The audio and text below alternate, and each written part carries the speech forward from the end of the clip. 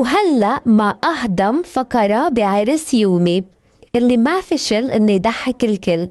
طبعا مثل ما بنعرف إنه العروس والعريس لازم يوقفوا ويوعدوا بعض إنه حيبقوا مع بعض بالصحة والمرض، بالسعادة والحزن، وبالفقر وبالغنى.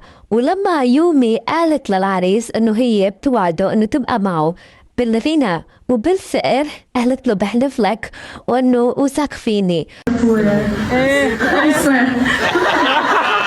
والأحلى إنه الرد بيجي من اللي عم يصورهم وبتقله we all trust you، يعني كلها واثقين بهالشي، حتى هي عارفة إنه حتخلص له مصرياته.